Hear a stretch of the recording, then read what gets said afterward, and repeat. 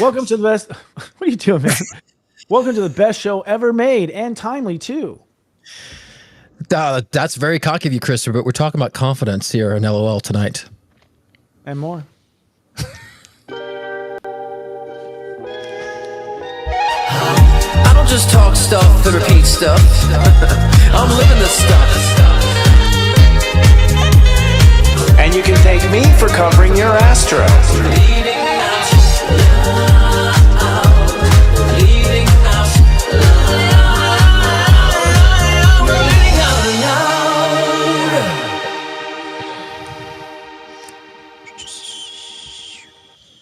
Yay! Welcome to Leading Out Loud, the shift show that takes all things spiritual and gets to the truth with humor, we're told.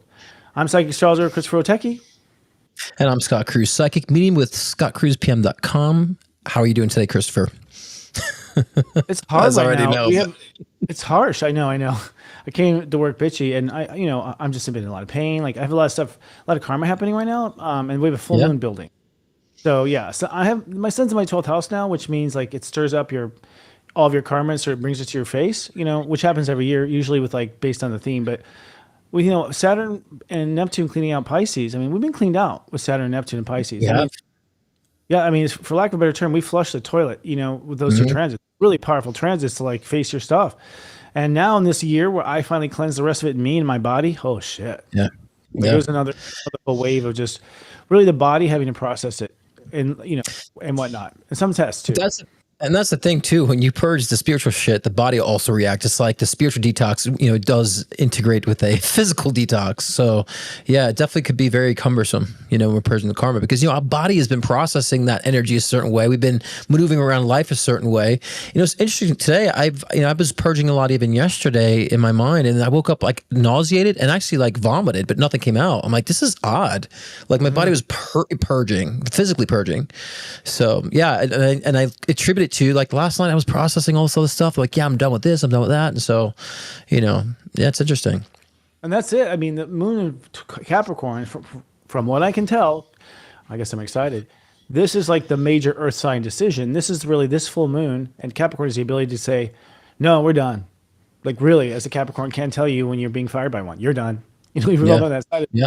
And they mean it, and you feel it. And so this happens to be a heck of a clench. This is like, I think the last of it that has to go. And I think to some degree, you're right. The body has to reboot somehow. Like sometimes a lot of people get sick. A lot of my clients will get sick, for like 4 days, like where they're enough sitting around the house, thinking about their life. And, there's a ritual that goes around that we don't always pay attention to. And then, however you are, according to your storyline, your body does what it does. Yeah. Well, it holds memory, our body, right? 100%. So, I tell people too, like, yeah, I mean, people like, they carry your stress around, right? And they don't realize when you're tense and you carry that in your shoulders and you go to work out or lift something, you have that tension, you put that tension as you're lifting something. I pulled something, I injured myself. It's like you're carrying all that weight. And so we have so much weight we're carrying from previous karma, like previous incarnations and, from this incarnation. And we got to recognize how it's affecting the body. But yeah.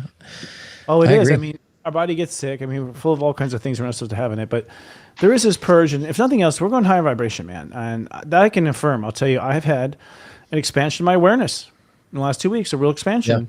Yep. And I can't describe it fully. I can't encapsulate it fully. It's still happening. And sometimes like a feature that turns on and then turns off again.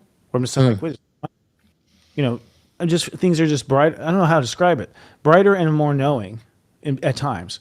And then I'm stuck in my old. So I'm trying to hatch, I guess. Well, you're taking that spiritual squeegee, right? And you're like cleaning the windows now, so it's clear now. You're seeing through it now, right? Because you're doing this time. Not just you, a lot of people. I've been preparing people psychically for the past year about this is a release of karma of 2020 and 2025, and so the seeing is also could be shocking for a lot of people when you start seeing things from that new point of view. Some people get really scared by that because like, oh my gosh, I've been seeing things a certain way, and they relied on that, and so when they see this new paradigm, it can excite a lot of people, freak a lot of people out. A lot of people could be like, I don't know what to do, I'm scared. And so I always tell people it's okay, it's a good thing, like you're in reality. So, just take it step by step, take it moment to moment. We don't have to rush it, so nurturing, like we said last week, right? Nurturing. Yeah, nurturing yourself. And I think a lot of times, I tell you, we're going to talk about strongman today. We're talking about the strongman reaction. And that's like, in a way, I think part of the moon in Capricorn is the fact that we have made decisions because we're trying to control our feelings. We just decided to get through it, decide this, decide that. Capricorn can control feelings. The only thing it can, it's the opposite sign. So if you make a decision, you can actually like pinch off your emotions and go cold when you decide to go cold. And so I think we're undeciding. We're letting go of certain ties. We're just like, fuck that, letting things go. As a result, things are flowing. And as a result, really, we're making different choices. I mean, I think if you're mostly wounded and you're making decisions to avoid wounds, then the world's going to be warped over time anyways. Because you weren't aiming for good all these times. You're not getting better at good. You're getting, well, just not that, and closing yourselves down. So I think this is an epic moment. And the reason why we have this new game, Trump and the Strongman. So segue. Trump and the Strongman. What we're discussing today is in our news really relates to the topic of the day for, the idea of confident people or cocky people. And, it's a real hard black and white to measure. When people are strong or confident, or people cocky, everyone kind of takes the way they want to. And so there's this concept of the strong man, you probably know, but in Webster's dictionary, it's the one who leads or controls by force of will and character or by military methods. And I thought it's interesting that it's like force of will and character versus military. Right. If we associate those two, that means that anytime we have someone who's a forceful will, anytime, we're going to be triggered by the military ones that we've known in past lives too. It's like, I think those two, wires cross, and I think a lot of times, what's going on here with our confidence is that we are having to face stuff where we were haunted in a past life by, or, in a horrible dictator who died in a society that had something horrible. So I see the spirit going on too, but we want to use your psychic powers. Back to you. And that's whether President Trump, step 22 is President Trump, is he being confident or cocky? I mean, what do you think with your intuition?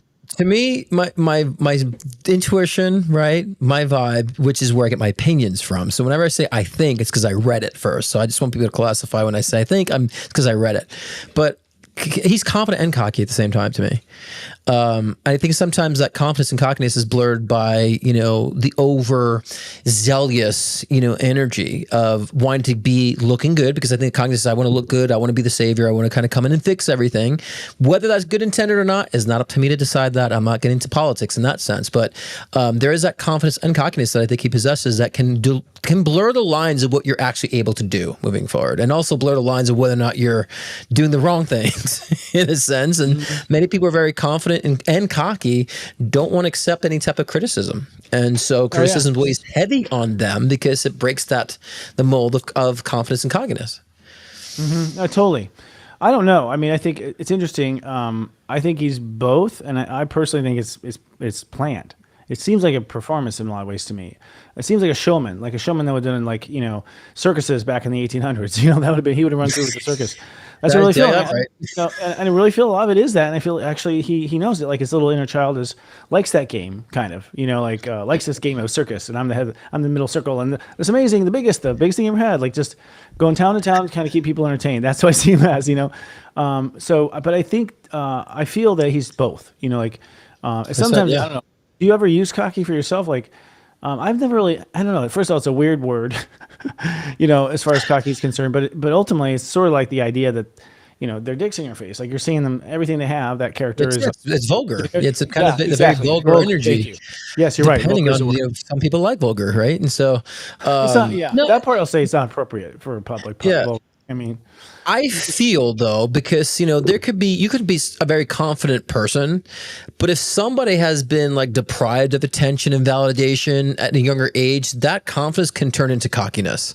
When they start getting the validation that they didn't have before, the people start revering them, praising, like, whoa, like I'm getting all this attention, that could then turn to cockiness that like, oh, I'm the shit. And so I think it's a fine line too, where you can cross between confidence and cockiness. But confidence to me is just a knowing of your power.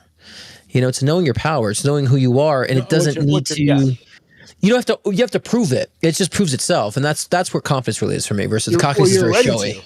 I think you're ready to prove it. Like confidence, like if I have to, I'll do it. It's knowing you can do it, and you don't want to have to do it. You want to do other things, but you will if you have to. You'll prove almost. Yeah, that confidence. Yeah. Well, let me flip it around this way too. What's so funny? It's funny the topic. Yeah, totally. Well, who knows who it is at this point, but we can look back in history and then kind of use the same analysis. Franklin Delano Roosevelt, who is a president that got us through almost 12 years of being a president. because he got voted in for a third time. That's when we actually started thinking about limiting it, was at that time. I was in a wheelchair the whole time, but faking like he was walking. So didn't tell the American people he was actually in a wheelchair. He stayed up strong. Was he being cocky or confident? I get very confident to me on him, and I think the cockiness could come here and there. I just feel like, his soul feels like a very zealous soul, like really wanting to like bring change for the sake of bringing change and to affect, to inspire, to make a purpose. So it feels very confident to me. And sometimes people can misunderstand confidence for cockiness because someone can be very direct. And so, when you have someone who's confident and very direct, then people can misinterpret it as cockiness. And so I'm very direct. And so then people can interpret the wrong way that I'm, maybe cocky. Like, no, I'm just direct. I think that people need to hear things clearly. Right. And so I feel like with FDR, I feel very confident energy. And there's waves of cockiness that come in and out. Don't get me wrong. That's normal. But I really feel on the soul. The fundamental aspect of himself was confidence. Well, I think, two things. Being a past life soldier over and over again and a commander, I'll tell you this. If you're about to go to war and you're about to fight to the end of your death, I know it's funny you think me that way, but if you're about to fight willing to the death, right, you have to be cocky to win that fight. You actually cannot win it unless you are cocky. Like, you have to get your energy up to such a high level of I'm better than you. And I think that's where it comes from. The cockiness is like the history of us, because we had to fight. We had to talk ourselves into fighting. We had to talk ourselves into dying that day or not dying. Like, it was pretty intense. And we've been like that for generations. So I think that's in everyone. So I think with FDR, I think he was cocky to Hitler. I think they were all cocky. The world leaders at that time, like, fuck you, we're bringing you fucking down, man. Democrats gonna fucking, like, democracy. Mm-hmm. Like, there was a lot of cockiness between them, although they look all calm on the allies and stuff. Yeah. But I thought he was confident right. But like I said, I think when confident people can play cockiness, right, to leverage the situation. So like in war, you got to play cocky, but at the end of the day, like they're confident what they're trying to accomplish for the good, right, in a sense. So that's why FDR seemed very more confident in the waves of cockiness, because somebody's got to play it, and sometimes we play that role, but at the heart, we're not cocky, so. No, I know. But I do think that, in battle, that side comes out of the male expression as a means of getting, a dog would do the same thing. Also, and we'll get in that like mode of like adrenaline. How did dogs do it? I'm doing it again. All right. So why is it, I think this is self-evident, but we'll ask it anyways. Why in times of uncertainty, people gravitate towards strong men? Well, that's obvious, right? Because there's uncertainty, people don't feel secure. So you have someone with a loud voice, we're going to make it happen. And a lot of people need a savior, a leader, or someone to look up to. Unfortunately, that's embedded in our history with religion, and especially with governmental leaders. Everyone just rises and reveres the leader. So, of course, if there's times of uncertainty, someone comes with a loud voice. In this case, it's split. Some people feel like, yeah, secure. Some people like we're doomed to hell. So right now, I think you can tend to see the duality in the dichotomy of feeling secure but also feeling completely like things are over in a sense. So I think anybody who's leading with confidence or cockiness is bringing change. And I like how the last episode you said in Trump's chart, he's a disruptor, and we need disruptors in our soul evolution so we can shake things up for the positive sense. So yeah, that disruptive energy can bring a dichotomy of feeling safe, but in other times, sometimes people just need someone to look up to, and so that secures them, and someone's very confident and certain. I think it goes back to Christianity, Jesus, Moses. Like, we have been this habit of like looking for gods for a long time. Right. And we were looking for gods, even science looking for gods, which is truth. That's what their God is. They're trying to find truth. And we're just as wrapped up in truth as we've been in God, It's because we were lied to. Ultimately, we have to remember that. I don't feel like, right. I think the truth was kept from us. Like the sacred, the sacred schools knew all this, knew all the truth, and it's kept it from us. That's shitty, kind of thing. So as a result, we become addicted to that. If you're being attacked and your people are being murdered, whoever fucking stops that, you're my hero. Right. Like it's kind of like you kind of like trigger it to survival, and you trigger it to all sorts of huge home, family, fourth house stuff. So I get how we got here. So the solution is, we talk about the solution. Let's do the solution right after this commercial. Actually, I'm going to hook the solution. And that would be from our sponsors, which would be you. From the creators of 40 Days of Past Lives and Karma and 40 Days of Self-Love comes the class you've been waiting for, an introduction to Step Astrology. That's right, I'm sharing some of my inside secrets on how to read a chart according to Step Astrology and help you interpret the stars, whether it's for yourself or for clients. Keep a lookout for us coming soon. Are you a practitioner looking to move your life's work into the spotlight? Do you have that special magic that makes you stand out? Sirius Joy is now auditioning for its new Practitioner of the Week segment on Namaste Today. Sensei Christopher is looking to highlight qualified lightworkers with a promo short dedicated to raising awareness about your gifts. Interested? Contact Jenny at intuitive.com to apply for an audition and get ready to shake what your spirit gave you. Okay. This is just so helpful. Ooh. That's good. It is one of those days. It is really a strange day, y'all. It's one of those days. Not on camera. Thank you. Full screen. Right. Wow, that was weird. We've had a lot of weird stuff going on, man. God. Hi, I'm back. Just gotta stay cool. Stay humble. Don't look into it. But right. and to say what we were saying before too, because I think a lot of people will witness these strong men and contribute that to cockiness and that confidence to cockiness, that people won't embrace their own confidence in the fear of being too cocky. And so a lot of times, and I used to post a video about this a couple of days ago about like unintentional arrogance, where sometimes like, oh, I don't need to do that. I don't need to like show up. I don't need to receive that gift because they're trying to be humble. But then that ends up being like an unintentional arrogance because you're the only one who doesn't need presents. You're the only one who doesn't need to receive. Everybody else does, but not you. You're too good for that. So we have to be careful, the fine lines of humbleness and confidence. And we shouldn't be afraid of our own confidence because we, perceive others as being cocky. That confidence doesn't equal cockiness. Do you know what I mean? Yeah, I think, and here's the real thing. It's like to make this work, the solution is you have to be the hero of yourself. You have to be the hero you're looking for. You stand up for yourself, give yourself everything you're hoping someone else will give you, and just become that inner support. Right. So once you heroize yourself and give yourself all the worship you deserve, confidence is natural. I'm confident not because of any. I mean, my confidence comes from within. It does not come from without. And I don't care how many times, I don't trust the without data. Like it switches all the time. Yeah. It's like, oh, it looks like I'm doing great. It looks like I'm not doing great. It's like fuck it. It's like I don't know what that algorithm is, but it's not tied to my performance. I'll tell you that. Like right. I found my performance is all tied to me. And I think that's where confidence starts, is that you're racing yourself and you're competing with the version of you yesterday. That's where the sport is, I think. Sure. Yeah, I agree with you on that. But also people don't know how to develop their confidence and where confidence comes from. I like to say the more comfortable you are with something, the more confident you become at that, because when you started learning how to drive a car or ride a bike, I mean, you weren't comfortable. The more comfortable you got riding that bicycle, you became confident. Oh, I could do it with my eyes closed. So if you want to get confident about something, get more comfortable with the idea. You want to be more confident yourself. Be comfortable with yourself. Get more comfortable being who you are and expressing yourself. You'll find the confidence. And I think when we all work on it that way, we won't develop the cockiness, because then we're coming from that sincere, genuine state, right, of progression. What was that, a fly in the room? Clearly, we didn't clean well here. I've got like flies coming, like saying hi to me, like trying to make a fucking guest appearance. That fly was like, "Mom, it's me, Mom, it's me." Yeah, crazy. Very, very cocky fly that was, wasn't it? Yeah, perhaps. Yeah. But like I was saying, like when we go through that process, then we actually find the confidence in the pure way. We don't have to worry about becoming cocky in that state, because many people I see, my clients included, afraid they're going to get too cocky, and they don't find their confidence. If you're in your heart, you won't. That's the truth. If you're in your heart, right. Your heart won't get. Your heart doesn't do it. Like 100%. You just gotta try it. If you go through your heart will do everything perfectly, and it'll do everything you're in love with. It's crazy. Right. Like, we are the person we're trying to fall in love with really first. You can't say you're in love with someone else if you're not in love with yourself. You just can't. Like, I don't think you can how you claim that. You don't love yourself.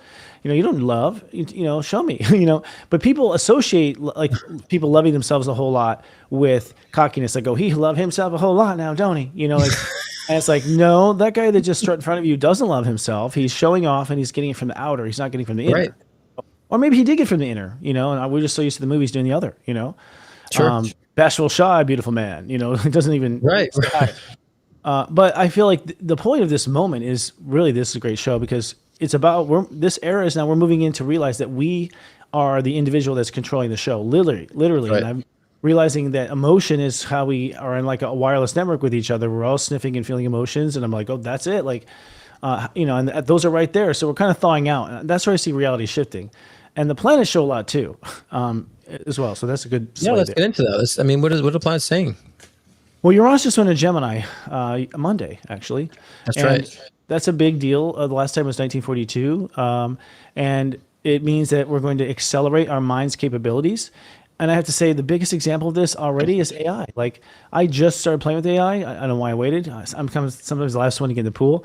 But I realized, I don't know if we talked about it last time, we got to talk about it again, but what it's doing is giving everyone on Earth something intelligent to talk to at any time. And I'm like, huh. So that means you can have been an idiot the whole time. And now you're just going to be like brought up right to where everyone is. That's all you have to do is imitate. So this is going to literally lift the intelligence of humanity is what I realized. Like, fuck, I didn't see that coming. Because if you're going to interface with it, it's going to talk to you, teach you, be patient with you, try different ways. You know what I mean? Like, it's interesting. Compelling. Uranus in Gemini. Venus in Gemini, I'll just say Neptune retrograde last Friday. So that means you have to kind of, I don't know, tell me, this is a good interface here. When Neptune retrogrades, the theory with astrologers and myself is that suddenly, where it was sort of the universe is right next to you, helping you, making it easy. Now the universe sort of creeps back and doesn't push so hard. Right. Because it's all about self-sufficiency.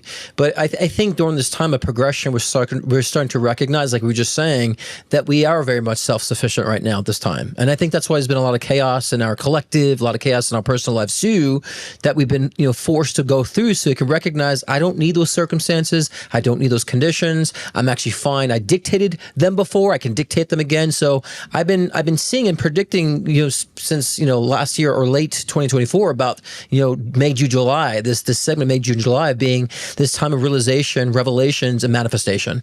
And so we're coming into the realization of self-sufficiency, which means is that we can now dictate, we can now manifest the things that we've been building up in our psyche, and the passions that we've been also expressing as of late are now coming to physical manifestation. So a lot of change. There's gonna be a lot of change. A lot of people shifting identities. A lot of people shifting their careers, their homes. Like, there's gonna be a lot of major external changes in this month of July moving forward. And I'm doing a whole 12 sign read of that tomorrow on my live show, but about what that would look like. So this is an important time for me, just July essence. Oh, well, July's, the big deal with July, we're in the sun in Cancer, and that brings me to the talking about the full moon in Capricorn coming in 24 hours. It's at 18 degrees Capricorn.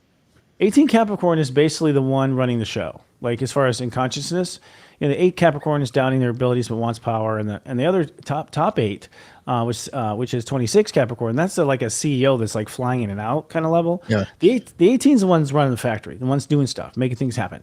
I'm an 18 Taurus, that's why I know. An 18 Virgo, there's a spirit to it. Well, we just keep going like a factory. We understand how to make things, to shift gears so you make more with less. That's kind of what our talent is. That said, it's an 18-degree full moon in Capricorn. That means some operating system of your life is about to be retired. That operating system might have been AA. That operating system may have been a certain friendship group that you party with, and you just don't want to party anymore. So some sort of way of working, some sort of TikTok, kind of energy. Yeah. Sans the actual site. Is going to be either replaced immediately, or the old one's going to break, forcing you to start thinking about a replacement. This life isn't working, these mechanics aren't working. But the full moon is also, I've had enough. I just can't do this anymore. I'm tired. So that is because we want to feel better. The sun in Cancer, we want to move on with feelings. So the sun in Cancer is like, my heart wants to move on. I want the story to be over. I'm clipping this off. I'm done. Close the book on, kind of thing. And that's really what it takes to actually change. And I'll let you speak, is that people have to reach a point fuck this, it's gonna fucking once you decide and you commit to that decision, you sort of put it in two safes, at that point, it's real hard to undo. True. Well, and again, that's the case I was speaking before. If we're fragmented and we have all these different array of emotions, that gives us the opportunity to be very much conscious of our emotions and what we're feeling and what we're not feeling too. So I find a lot of people beside themselves the past few months. I've been beside myself the past few months too, but I'm able to observe and look at, why am I feeling that? I never saw that I felt that before. So I think people have been observing and be able to view their emotions. And that's the breakthrough. That's really what makes people be more definitive in their approaches and having less fear of moving forward or making a paradigm shift, is that they're more aware now. And I think, again, this karma realization, revelation, and this chaotic expression is there for this purpose of that fueling. And I'm fueled. I feel like I'm on the brink of a huge identity change. I've been processing and processing and processing, something. I feel a major shift with change with my work, with how I'm expressing my work is right around the corner. I can feel it. The difference with me is, yes, I feel it actually happening. I always knew it would. So I'm really good as an engineer of time. I know when the timing is, and I'm always surprised with shit we had to go through. I didn't think about, so that's this astrologer who lives his life. He's like, I think it's going this way. And most of the time I'm correct, but I think we're at a point now where, for one, it's like, okay, I'm going to stop wondering if it's correct. Like that's a whole level. Like, why we're good. We can assume now. And then the other part is, yeah, it's a total wardrobe change. Like, I just see the roles. For me, it's stuff from the past finally able to do. Like, give myself permission for things I've wanted to do the whole time, but felt like I had to do this and had to do that to make money, to look correct, all that stuff. So I'm letting go of a lot of Capricorn rules of like how business has to be. Interesting. And what is consciousness and the way we actually lead at Sirius Joy. I'm like trying some new things where it's not committee, but it's like new hybrids that work maybe better. So I'm wanting to put on the new tools and put them into work. Yeah.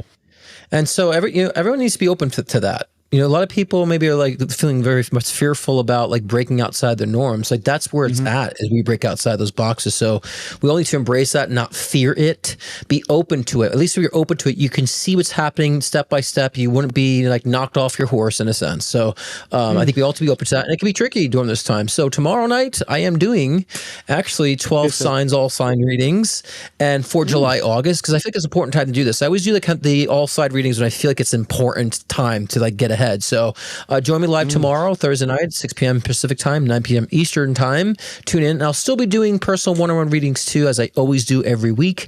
But tune in tomorrow and get to see what your sign is saying to you for July and August. And here's a short commercial. Scott Cruz is popularly known for his life-changing one-on-one readings to also guide in your soul ascension journey. With life readings, get insight into your relationships, career, health, trauma healings, past life regressions, and more. Want to connect with a loved one who's transitioned? Scott's mediumship session can be the gateway to you and your loved ones in spirit, bridging the gap between the physical and the spiritual realm. If you want to enhance your own psychic ability, Scott's Intuition Builder session can help expand your psychic and mediumship abilities. So sign on to scottcruzpm.com to book your own personal session today.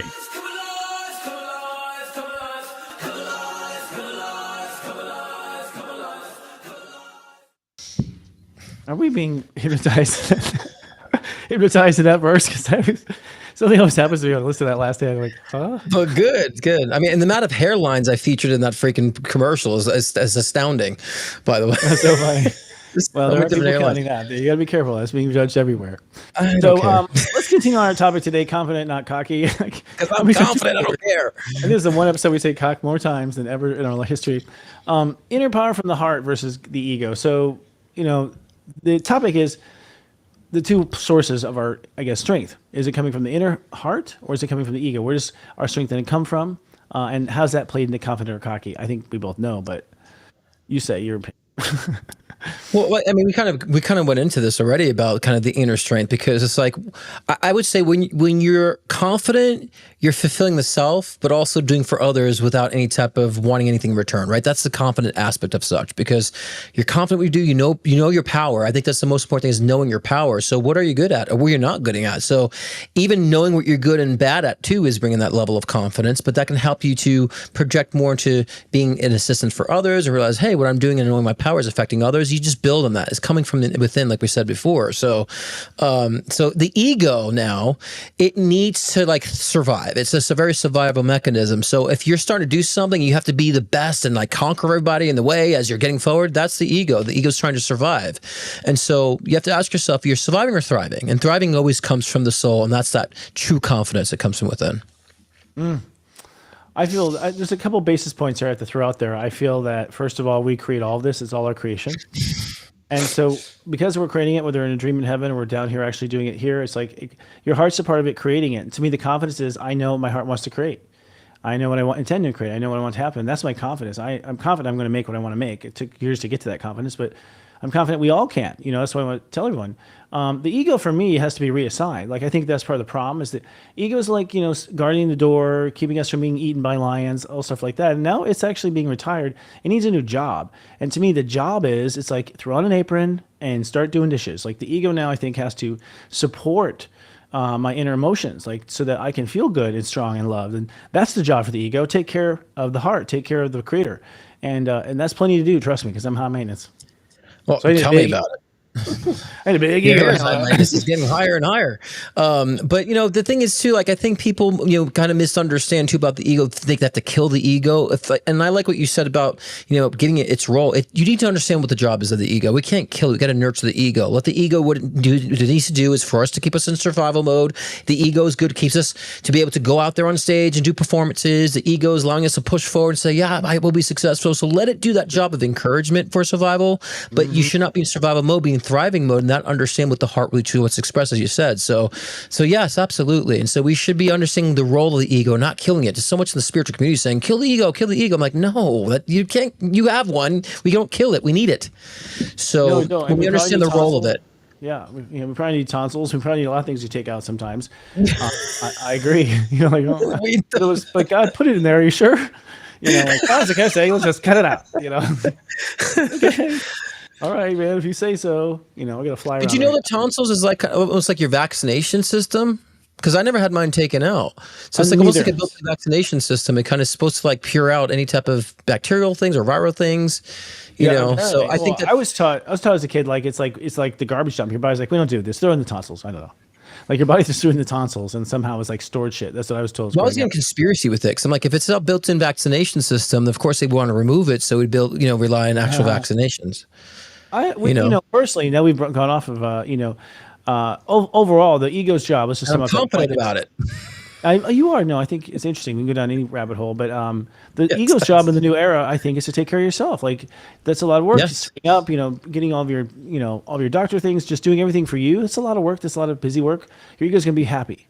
Where it gets to express itself that way because it allows you to. I think that's the proper structure of human being consciousness. Is the ego basically is supposed to do all the work for what you're imagining into reality. Like the ego is supposed to carry out those intentions ultimately. And step 9 is I act, I am. If you don't put an emotion in the vibration of Earth, it's not going to be do anything, which is partly why voice works, is it's in motion actually through the voice. So interesting. Yeah, let the ego be the defender. Like, not that you're in defensive mode, but let it be defend the things that you're working on, the heart that you're building. Your ego is going to be there to defend it, and let it do that job. So you set your boundaries, you set the proper parameters with your relationships and what you're able to experience, and you'll understand the ego's doing its work, and I'm building from the heart, and there'll be no fear of that.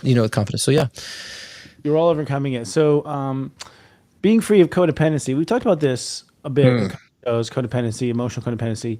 I see a lot of people coming out of it anyway. So to say that, like, those putters have been drying up, especially with the narcissist theme and all that. Where the what's the word? The empath. I'm not sure what the other term is, right? Empath of the relationship. Yeah, yes, spiritual guru. It's an empath. Yeah, exactly. But in that exploration of that theme that went around forever, the narcissist theme, really what was happening, like the decoupling, I think, of the codependency is what I saw in women. I have mostly female clients. So who knows what the men were doing? But the men are coming showing up, also very more aware and emotionally aware and truly aware and understanding of what the partner's going through. Whereas the old man energy would be like, I don't know, she's fucking crazy. Like I find a lot of men codependent too. They need their wife to get their their clothes for them. If you think of the traditional old school conservative type of relationships, the man's very codependent on the wife to do things for them that he won't do. Oh yeah, he can't do, right? And so I've seen it a lot too, even though they're not emotionally deprived about it. But there's a lot of that codependency too. But I think what I find lately, which I knew where codependency was going to be less of a thing, is because probably the past 2 years, Spirit's been helping me to guide people to embrace and to be aware of their codependent relationships as they're evolving out of it. Yes. Right? Say, well, embrace, you create this codependent relationship, understand it's codependent, it is conditional. Now let's be objective of how to evolve out of that. And I've helped a lot of my clients evolve out of those conditional codependent relationships by not, rejecting it or pushing it aside or condemning themselves for it.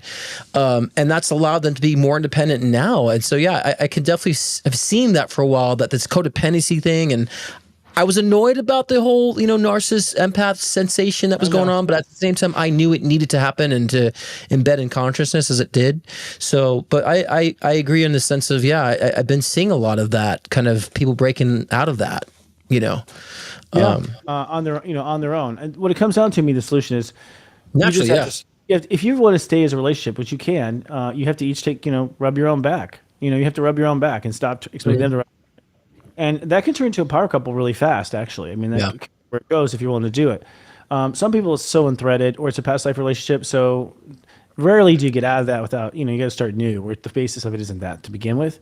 Because most of the time people just can't cut that cord. But now would be a time when you could, for instance, with this full moon, this is the type of thing you could cut the cord of codependency. Also imposter syndrome. How do you look at that? I mean, I guess it's a real problem. It keeps coming up. I didn't have imposter syndrome. I didn't feel like an imposter ever. So I've had a couple moments where I'm like, is this what imposter syndrome feels like? But I've never felt like an imposter because my heart genuinely knows. Yeah. I mean, that's kind of Delulu's. I've never had that, so I'm not really so much familiar about the feelings about. I've never been through that feeling before, but I've expressed and experienced others who've been in situations where, they thought someone they were not, or, look at American Idol auditions. These people think they're gonna be famous and they can't sing, but I'm famous, I'm the best ever. So that's kind of like the overconfidence, over cocky stuff that's diluted to me. That's the diluted version of overconfidence and cockiness. And so, yeah, I've seen many people think they're better than what they are, or I've seen the flip side. People think they're a horrible person when they're a great person. I've seen the flip side of that. Yeah, for me, the imposter moments were only when I first gained realization that I was growing so much. Like when you're in this mode, you're like, I'm just get there one day, I'm gonna have it, it's gonna work. Right. And one day you're like, you say something that was very easy, and everyone's like, oh my god. And you're like, well, that was easy actually. And there's this moment where like, whoa, I'm having a huge effect on people, and I was just trying to get there. And so there's a moment like, holy shit. I do remember a moment like, I do know what I'm talking about, right? Like that moment, like, yeah, I mean, like you had that moment, and to me, maybe that was imposter syndrome. Where you're like, this is very holy crap. You're just so focused on trying to help that when you realize you are, there's that one moment where you're like, oh shit, can I do this? That's the other thing too, because your mind had an idea, but you realize where you are now, you're doing it, you're doing it. Like, yeah. And I see a lot of that now in the New Age communities, people just parroting information, but they're not that person. So to me, that's kind of a fraud because they're just parroting stuff that they heard. They're not bringing their own experience to it, right? Their own perspective because they didn't go through it. And so I see a lot of that in the spiritual communities too. So, and I think that's where we can decipher what's authentic and not authentic. And I think that's another thing people are starting to recognize in the society too, is like, I've heard the same shit, but that person's saying it more authentically than the other person. I feel it from that person. So people being more feeling oriented now. So imposter syndrome to me, I feel like it's kind of been exposed in our culture for the past, 5 to 7 years that people are starting to recognize, especially with all the filters now, Christopher, you see on Instagram, right? And all the filtered people, they put on this appearance that they're not. And, people are starting to recognize what's fake. So here's the thing. I think part of God's distribution plan is that there's going to be one Britney and 45 Britney dress-alikes outside the stadium. And that's God's plan. Like, that's God's plan. Like, there are people who just want to do that, and they just want to do that and be that, and like totally advertise for Britney, and it totally like networks, and it totally builds up the fandom. And it's like part of all these sensationalism is that these people, that's where they're at. But as a soul, like, that's as much they're giving themselves permission to try. Like, if you talk to them, it's like they're thrilled what they're doing. It's better than they've ever been. Like, their family's on a farm. They live on a farm, and like they're being their star. Right. And so it's like their heart's lit up. Like they're so to me, it's like, yeah, that's a stage. I look at everything as a stage. Like, it's a step system. It's like whatever step that is, like whatever you look at and you judge. I think it's a part of the full moon in Capricorn. We cannot judge anymore. You'll realize how much it poisons ourselves. When we say, look at that little thing. Who thinks she is? That is really twisted energy inside of you. Seriously, like that is actually going to hurt you and bring you down and hurts them, and we don't need to do it anymore. Like, we just don't need to judge anymore. It doesn't matter. Like, can everyone just be okay being a mess? Right. 100%. Because all the experiences are valid, Christopher. All experiences are necessary because, like, again, like you're saying, the people who are like revering the celebrity, they're in a moment of their karma that's helping the person have a experience of celebrity.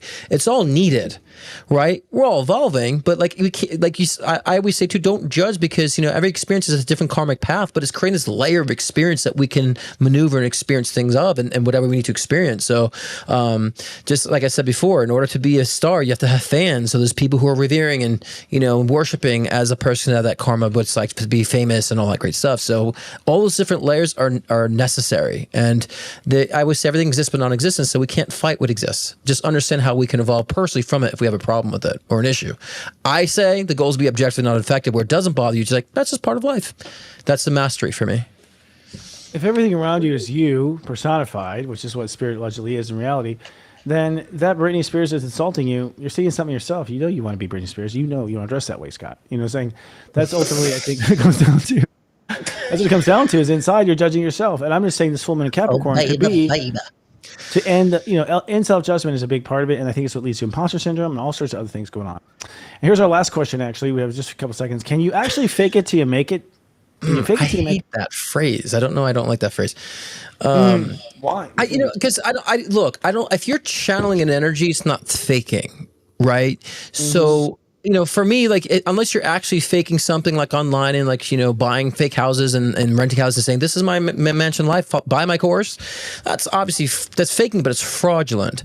For me, I feel like if you're summoning an energy and you're allowing yourself to evoke that and express that and work with that, that's not faking it till you make it. That's being it until you achieve it, right? And so I like to say, become the person, and you start acting that as that individual. You manifest the physicality of such.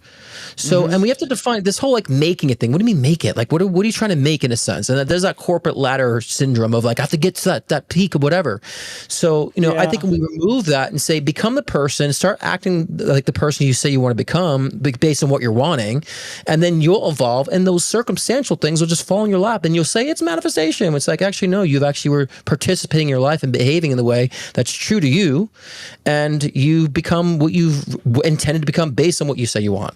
And I think people put the want, before the being, and it should be being, and then the manifestation. Yeah, well, being to me is like living in the frequency. Living in the frequency is what you experience the individuals that you feel that way. You feel that way. You feel that way. And I think actors and actresses, that's make them great. In that moment, they feel that way, and they know what the universal language of emotion is, and they stand in that emotion and are like, she feels that way. Like everyone knows, like we can do this telepathic understanding. So. To me, the fake it till you make it is actually, first of all, a conspiracy theory to take you away from doing it, because I think that's just how that came out. Who knows who released that? But but the reality is like what you be is what comes. What you be is what comes. Become is to me. You be, it comes. You be, it comes. You be, it comes. Whatever you be will come. And so if you want to be this, then you'll have that come. Exactly. What's that? You do it. Jennifer Cruz says, you do it, you become it. Well, that is true. You do it and you become it. You keep practicing. Yeah, you keep practicing. And that's exactly what happens. And it's how space travel works with UFOs apparently too. It's like their outer skeleton will be the vibration of the Earth, and they're at the Earth. Apparently that's how it works. And so even the ships travel on the universe. There's some sort of universal law of, where your heart belongs is where you belong. And so if you have two birds by the same, flocking the same thing, they are all vibrationally somehow synced together. And that's really what the Cage of Course is. I think we're supposed to find that sync. Yeah. Well, we have to also understand, like, we're not here to get, we're here to express, and that we find the joy in expression, and when you think about being in love, it's like you're expressing the love, you're receiving it, you're expressing it. And so we love the expression of such. So we got to get off this, I'm confident I'm achieving these goals, and say I'm confident in being the person I know I want to become. And the things that I see myself in the future doing, it requires a personality trait of expression that I should be doing now. And I think that's where the joy comes from. That's where the happiness comes from, and the peace comes from. And that's what that was my learning curve the past 2 years, where I'm like, I'm always at peace. I'm growing, but I'm always at peace. Yeah. Well, you're getting what you want, and you're going after what your heart wants. And you're being who you want to be. Yeah, that's what really solidifies. That's Aquarius right there. I mean, that's what you guys teach us is you're just going to be, and that's truth, y'all. If you don't, of course, like that fucker is just who he wants to be. Like ain't gonna listen to anything I say. Like they're just like, and no even sorry's for it. That is ultimately it. I agree with you 100% that really would come to play. I think I'm really starting to change my whole perspective of the worldview is that this is a game. This is a game. Yeah. We're playing this and we're playing that. And if we're in heaven and we're bored as shit, which here we are, and there's like this virtual reality game that God created, and you're like, you can jump in, you can be anything you want, it'll feel really real, and it'll last 80 years. And you're like, fuck, why don't I? So I feel like we jump in. I feel like this is a simulation in some ways. I mean, all the data and everything's pointing the same thing. And if that's the case, let's calm down and enjoy it. I feel that. Let's calm down and enjoy it. If we can understand that, if we can just come to understanding, or get through it, because so many people are in so many dire circumstances and they just want to get out of it. Just focus just getting through it. Like, this is your task. If we accept this is the mission at hand, we'll see it differently, and then we'll actually have joy during the process of evolving out of it, because we're not trying to get rid of it so much because I'm in pain, so and that brings that self-confidence, right? That builds confidence in yourself too, and you start seeing things clearly and shedding the karma, as you were talking about in the beginning, but yeah, I think that's a good way to close that segment for sure. Karma weighs us down. The last thing I'll say is I feel that the awakening that really is that you are in complete control and you are making all this happen. And it's freaky, isn't it? You don't know it. I mean, I understand you don't understand how and all this stuff, but I realize this moment is us putting our hands on. He's like, we're creating AI, and we're basically now becoming aware to control our AI. the AI we have amongst us as souls, we're like realizing, oh, this is just something that's rolling out deep algorithms based on our intentions. Is really, and the fact that we have these two coming online at the same time is like above understanding below. To me, this is it. And so what gets exciting is when people start using their powers. We have powers, energy that we can use. It's no bullshit. It's documented, all sorts of stuff. Like, why are we fucking around with this on TV? So it's exciting. I think it's now time to talk about being a mystic in the modern era, right, Scott? What's it mean? That's you. Oh, I'm not? That's all you, baby. Oh, totally it is. Yeah, I thought I was turning to you. Okay, we have a commercial. I'll be right back.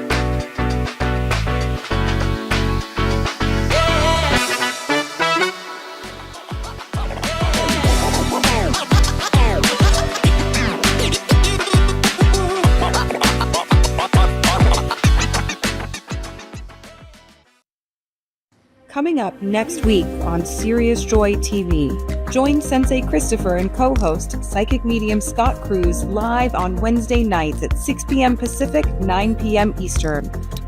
Then tune in to Astro Mingle for a mega Astro conversation with guest Natha Perkins of Electra Astrology. The best in enlightened entertainment only on Sirius Joy TV.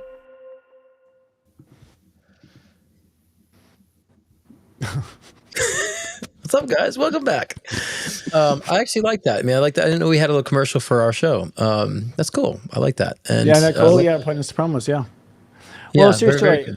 Yeah, totally. What was I going to say? The last thing there, I can't remember. Oh, 40 days self-love. I mean, this is a important point. I'll finish with my commercials. That right now, the beginning of Leo is the best time to change what you become, because the way it works is Cancer, you clear the emotions, you build a nice bed, and then in Leo, you go into the heart.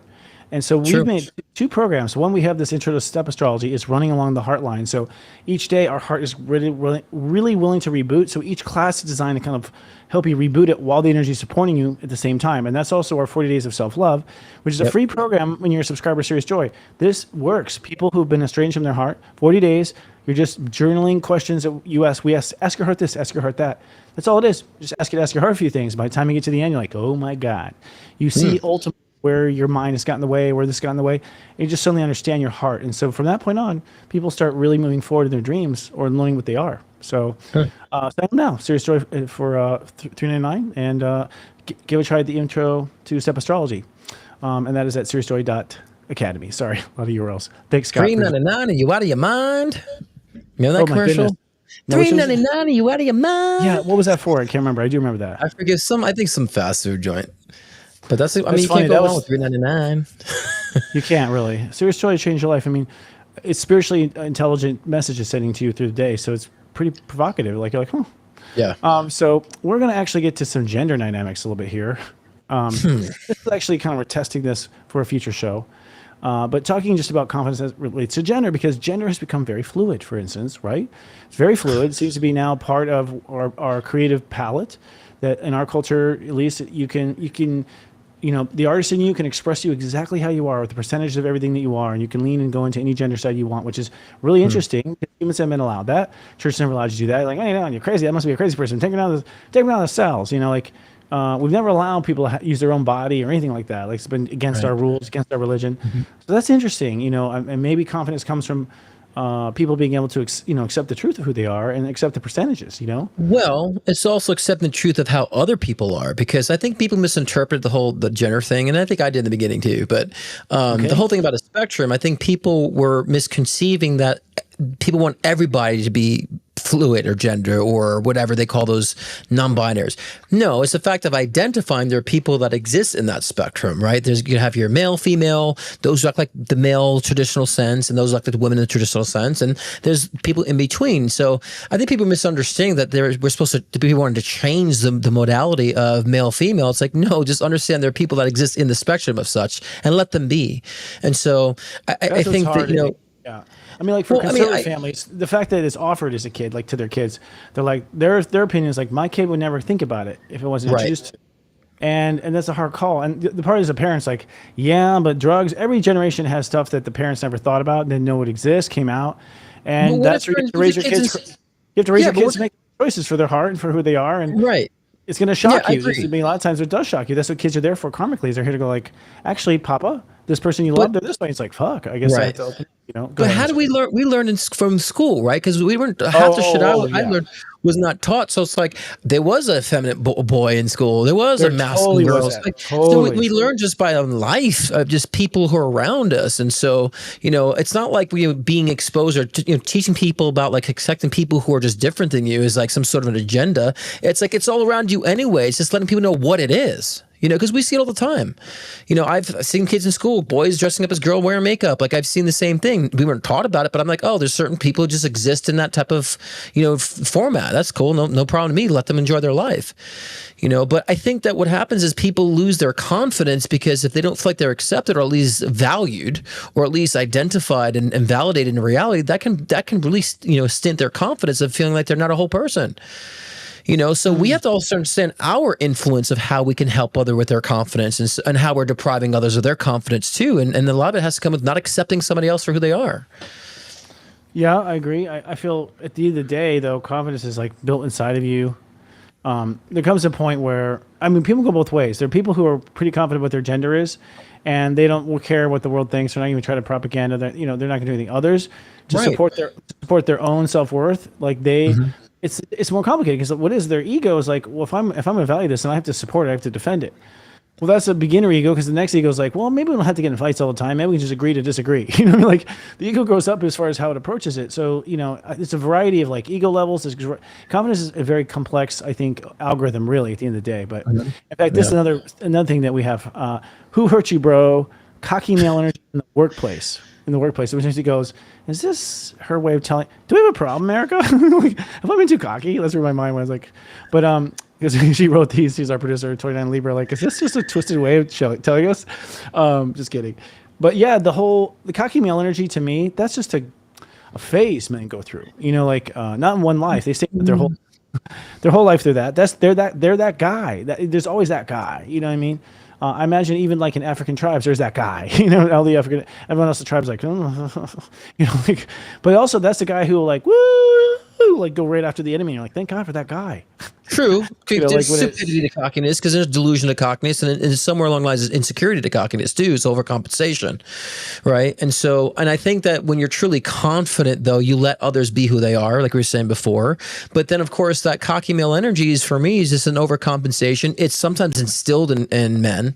You have to be a certain way, and so they feel like, okay, well, then I have this level of masculinity, so it's achieved. So let me go for that. And if they don't feel that, then they feel less confident. So the cockiness takes over. So it's a spiraling of societal influence, I think, that's actually made men less masculine and women more masculine and brought that out of balance, in my opinion. Instead of just letting people naturally be who they are, then we'll have the range of everything in perfect harmony, in my opinion, with that. Yeah, again, I go back to our lifetimes. Like, you know what? I'm telling you, you're not going to fight a lion if you're not cocky. Like, it comes down to survival. We built cocky to survive, and we needed it then, and it saved our lives, and it gave us courage when we were about to do something fucking stupid and run towards the enemy with a knife or whatever the hell we did. And, that's where we were. In that case, we needed cocky. And I think part of this is just like kind of Cold War stuff where we're just like, okay, don't need the cocky anymore. Like this is part of our evolution. We don't need these parts of ourselves anymore because we're much more sophisticated. We know better. Men can be nurtured. A lot of it's defensive for men, And I say, women have their things too. Let's not bring it up in this, conversation. Right. But like women have their little tricks, that they use too to like keep it even. So yeah, it's interesting. But in the workplace too, I'm glad you brought that up. I just want to say too, because we're talking about different cockiness, right? So I'm saying cockiness without confidence. But then when you have confidence, there's cockiness that can achieve things, right? Well, that's sexy, actually. Right, exactly. It's sexy because they're talking about something they can back up. They can back it up. But there's cockiness that I was talking about with the who your bro cocky male energy is because they lack the confidence, and so it's just all cockiness. Like overcompensation in that sense. So there's a duality to that too. Yeah, but when I see like if you look at like freshmen in the Army, right? These are 18-year-old boys. And you look in their eyes and they're being cocky, but you can see in their eyes they're terrified. Exactly. And I'm just like, yeah. And I'm just like, I don't see that as a bad cocky either. I get it. It's like it's the only thing they had to go to in that moment, being scared. And, so we're going to have to learn better tools. We have to support people, along the way. There's a lot that has to happen for that. But it's interesting to bring all this up. Now, I think with women and men in the office place, it hasn't settled yet. It's still not working real well for lots of reasons. And women are taking control now in many, many ways because they're just better at a lot of things. Like their natural energy and disposition is better. One, that they're mostly open. Venus is openness. Mars is closed push. Venus is come on in. I'm open. Mars is closed push. Close the door. I'll talk to you later. And so in like places and companies, probably the reason companies were so harsh is because there was no divine feminine in the organization at all to keep things smooth by staying open. When you have these people. Now, if you have a sales force, like you want to go kick some ass in sales, I want the cocky on my team. I want the guy who's cocky. He's like, I'll get there. I'll close that fucking thing. Like, okay, go for it, boy, go. Like letting a hound out or something. I mean, so I think everything has its place in the world, personally. Yeah, everything has, and cockiness has its place too. But every boss that I had before, when I left the corporate world, so to speak, when I worked jobs, retail, and banking, in my early 20s, every job supervisor boss I had were all female. Me too. So I have all female bosses and female teachers. So I was led more by females actually than men actually. So and I have a lot of people have the same experience. So as far as the dynamic can work, it really depends though, because you can have a cocky male that doesn't want any power from the women, so he'll dominate the female energy, or we have a very cocky female that just wants all the power, right? And so I've had a lot of very cocky female bosses in my workplaces that just want to dominate men, and they have that aggression to dominate men. So I think it works on both ends of the spectrum. I agree. Actually, I think there's a whole generation of Hillary Clintons, honestly. I'm not. I can probably name 4 others. So it's like, where then at that time, like feminine power was like, you got to fucking kick their ass and show them you fucking like you can see them eye to eye. Like there's a generation like we got to show them we can go eye to eye. And that was, I think, the I don't know. There was like a subconscious intention in that generation. So they kind of butched out a little bit, like. And got very professional, very male, and very pushy, and very cold, shut down to some degree. And to me, it's like, no, that's, I respect that you're trying to get up there and rebalance it. But at the same time, it's like, we need a woman, not another man. Like we need a woman there, who's open and who's wonderful. And the things that probably goes back to mother. I think part of the issue is that we need a little mother everywhere. Not that women are just mothers. But like I think a lot of the problem is like for some reason mothers stay in the house. Like why does mothers stay in the house? Like and mothers want to stay in the house. But at the same time it's like that same care level needs to be spread out to the universe. I mean that's this cancer of evolution here. I think for cancers in general, that's the evolution. You've made one person your everything, and the universe is saying, no, the whole world needs you and what you do, the whole world. Like and go out there because you've got a following. Now, for the cancers on this birthday full moon. Yeah, sure. Yeah. But I think that too, like if we understand we need divine feminine and divine masculine and how that fits in our lives, that will bring more confidence. So if you're in your life, you understand what type of nurturing you need. That's all about nurturing energy is a divine feminine, and the divine masculine is a very warrior protective energy. So if we understand a balance in our lives, we won't go on power trips, nor would be affected by those who are on power trips. Like, I get what they get what they're doing, And so, I think again, like it's really, we can, and this is part of another one of the context is that male cockiness is just a cover up for insecurities. Any cockiness is a cover for insecurities, not just male, it's also female too. And so, that's what I was saying before. Cockiness can come from an insecure place and deprivation place too. But I think we need it all. We need the confidence, a little bit of cockiness, and humbleness. You have that triad as a person, you'll achieve anything. And anything that happens to you, you won't be like, oh my God. You'll be like, I'm trekking through it. It's my fuel. I think also people, people will project onto people what they need to see. So if they come from a background of being super, people around them being super cocky, treating them really bad, then they instantly see that in everyone. They start seeing those qualities because they're trying to resolve their own pain inside of being treated poorly by someone who's cocky. I think energetically, if you don't feel their heart, I mean, if you want to measure people by their genuine side, to me, the measure is the heart. How much do you feel the heart? How much do you feel the love and the attention? How much do you feel it? Not think it, not see it. How much do you feel it? So to me, that's what we ought to gauge anyways. Not how much of cock we have, but rather how much of heart we have and how our heart feels about things. It's true. I think that's part of the flip right now. Let's just follow the heart. The heart knows. If the heart says, I don't like it, then go. Then go. Don't be in the presence of that if your heart doesn't like it. And really just listening to our inner self, I think, is the way to go with that. 100%. So I think we're at wrap up here, dude. We're actually a little early. This felt like 2 hours special.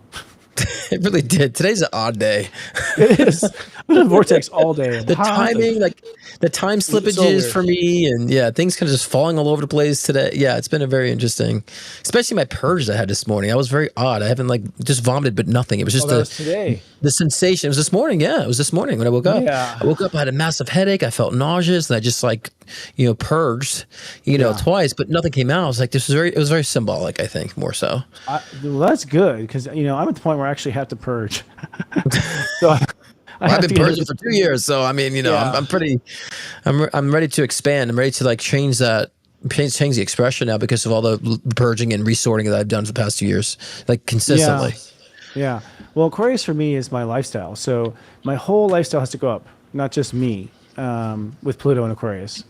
And it's great that you're in Aquarius because I can just watch you, how you do it. So it's been very helpful, brother. Thank you. And I just want to but before we close, I pulled 2 cards here. It's the 5 of the Cups and the High Priestess. So I put it in the order 16 on camera. This is taking loss and turning it to your power. Taking the negative, turning it to your power. And the High Priestess card is all about that intuition, that heart energies, your psychic abilities.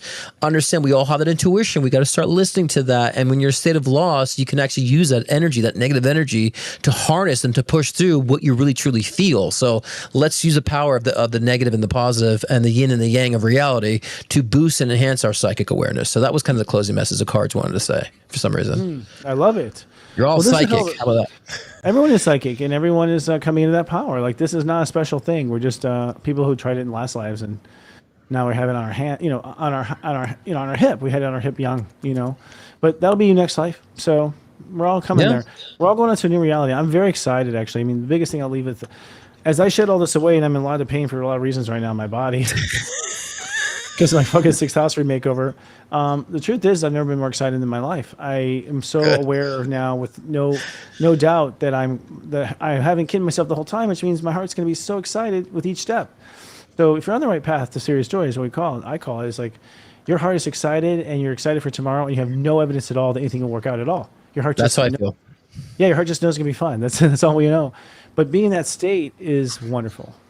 Just wonderful. Yeah. Especially that change when you feel like you're about to make a big change. That's to me exciting. So the contemplation of what to do and all that stuff is it could be challenging when you're introspective. I don't know what to do and what's the next step and trying to map it out. But let that remind you that massive change is around the corner. You're just processing it, and that's exciting. So that's what I feel currently. I love change. Reminds me when I was a 5-year-old. I have a lot of 5-year-old flashbacks coming back for some reason, that year in my life. And I remember when we would take, I remember when we take a trip, I was so excited to see the next hotel we're going to stay at. Because you drive and you stop when you're tired. My parents in the 70s.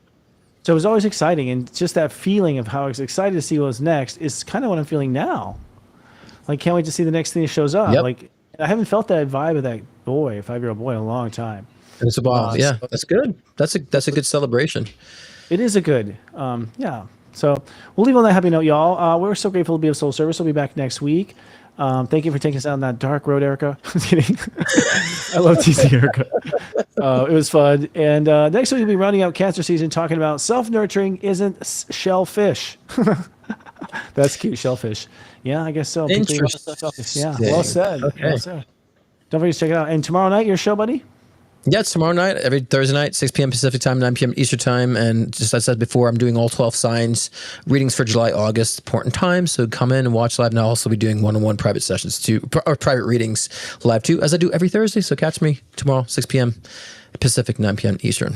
And we'll catch you next week on LL too. Yep, and I'll be on Friday night with, of course, Namaste Today, and then our Astro Mingle. It's going to be a fun mingle together. And then, of course, starts on East Coast time at 8 o'clock and 9 o'clock East, and then at the same time. Who's the guest? I cannot remember. Someone. Well, no, it's 1 or 2. I just can't remember what's coming first. I believe it's my buddy, numerologist friend, Josh. Josh Siegel. Okay, cool. Yeah, Josh Siegel. I feel it's him. But I have also Bree coming as well from Australia, who is our AI specialist, and she's going to talk about AI, and we're going to do deep AI. So I think what it is, I'm pre-taping Bree, and then I'm having live with him. That's what I think is happening. Oh, that's fascinating. That'd be interesting to hear what she has to say about that. I'm excited too. So thanks, everyone. We'll see you next week. We love you. Live, love, be. Don't put up a shit show. Don't put up Lead out loud. You've got to we say don't put up with our shit show.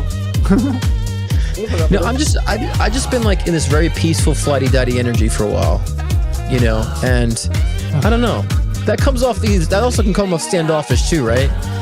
No, not at all. I'm in peace, and then I have diarrhea. And I'm in peace again. Okay, a piece of diarrhea. People, it's like Deja Vu and Christopher. How interesting. Deja Vu and Christopher. What does that even mean?